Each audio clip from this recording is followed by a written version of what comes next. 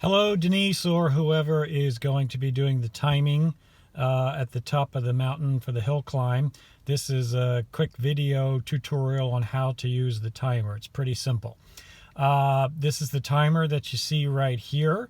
It'll probably be in its little carrying case, which has got a bunch of other stuff in there too, batteries and popsicle sticks and things like that. The only other thing you're going to be concerned with is I'm assuming that the batteries aren't going to go bad while you're using it, so you don't have to worry about that. The only other thing is if for some reason the little paper roll runs out, which I doubt it will, there are a couple of boxes in there that have extra paper rolls. There are these little thermal paper rolls. You can just put the new paper roll in there. That goes up here.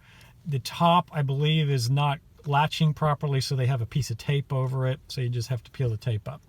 All right, hopefully you won't have to do that. And all the times I've used this thing, I've never had to put a new paper roll in, so it should be okay. All right, so when you take this out of its case, this digital display will be on. This is on all the time. But what you're going to have to do, the first thing you're going to do, you'll see up here it says power on. You're going to just put power on, and you'll see that the little motor went and moved the tape up there a little bit.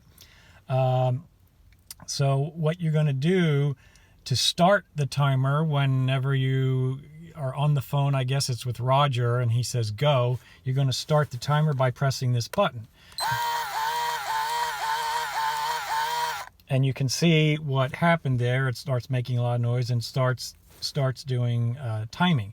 Once you press that start button, you'll see here there's a little switch that says lock. I would recommend that you push the lock switch on. That way, that prevents you from accidentally stopping the timer. See how I'm pressing the button and it's not going off? So that's good. So that just locks the start stop, but it doesn't lock the splits, which is the button you're going to be pressing. That's the only other button you'll be pressing here. Okay, so every time someone touches the door, you're going to press this red button. All right, and it prints out their time. So let's say that was the first person, second place, third place, fourth place, and on, etc., etc. Now, it is possible that someone may come up and touch the door who wasn't in the race, or you mistakenly press the button and you don't want that time to be registered as an official time. So the last one that just printed out, all you have to do is just pull the tape a little bit, and the last time that was bogus, just kind of draw a line through it. Okay, and so when we're doing the results, we'll know not to use that particular time and place. All right, and then continue. So you'll see it just kind of keeps going. Really easy. So again, just pull the tape a little bit, draw a line through it, or put an X or whatever you want to do. Once you finish, the last person comes up. Then what you're going to do is take your lock switch off. Okay, then press stop. So now it's stopped. All right, and your last person's come through. There's no more times. They're going to be printed out. Once it's stopped, I would put the lock back on so it doesn't start up again, what have you. And you can even turn the power off at that point. What we're concerned with is this very valuable tape right here. Okay, and that's what we're going to determine everybody's finishing times by. Again, it's kind of important that if you mistakenly press the button here, pull a little bit, cross the line out. All these little buttons down here, you're never going to have to touch. I might have to if the tape gets screwed up or something. In fact, if the tape runs out in the middle of the timing, don't worry about it. Just keep pressing the button for when people finish, and then what we'll do is we'll recall the times electronically. I'll do that later down when we're compiling results. Okay, so don't worry about any of these buttons.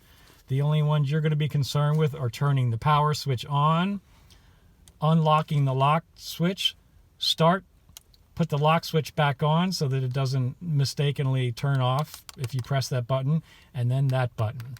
Okay, and that's pretty much it. Again, there's extra batteries in the case, but I doubt that you're going to need it. It would be a good idea. There's a lanyard attached to this thing to put it around your neck so you don't drop it. That, I think, is all I can think of. If you watch this video and something seems confusing to you, give me a call anytime before the race. Otherwise, Doug is going to pick this timer up from Lily at the arch rival, I'm assuming in Mill Valley, before the race, because Tamalpa is going to be using the timer for the Headlands 50K, which is this upcoming weekend, the 24th or something like that. So that's pretty much it. If you have any questions, don't hesitate to contact me. Thanks very much, and we'll see you at the top of the mountain.